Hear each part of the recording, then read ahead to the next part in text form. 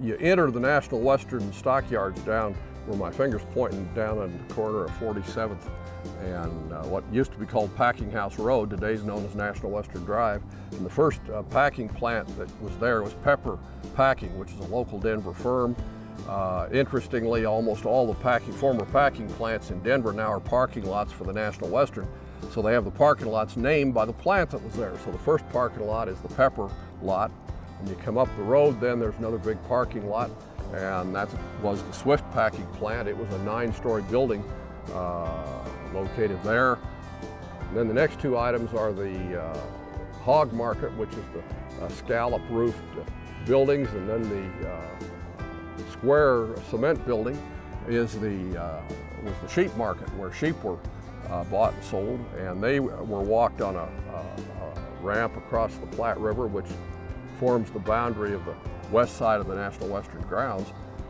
And then next to it was the armor plant where the orange office building is, and then the armor plant was next to it.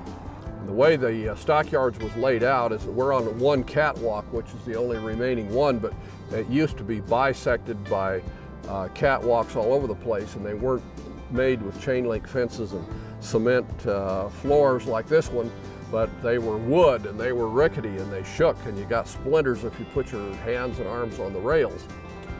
And when a packer buyer who was headquartered over there to my right at the Livestock Exchange building would come out in the yards, he would get an order from one of the 9 packing plants to buy cattle. They'd say, we need 5 pens or we need 2 pens or whatever. He would come out in the yards and find the cattle which had been shipped in here. And when he got them bought, that a guy on a horse put them up on one of the catwalks, and they had big bridges that went right over the top of Packing House Road and over the hog and sheep markets straight down into the packing plant.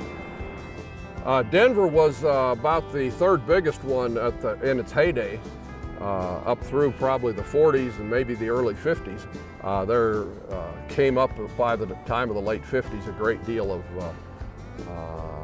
corruption that ranchers and farmers became aware of, and they became less and less enamored with shipping their cattle to a central stockyards, and instead were glad to get them to a feed yard out in the country where they could look over them and watch over them, and then not have to employ order buyers and other traders as intermediaries to sell the cattle direct to the packing company.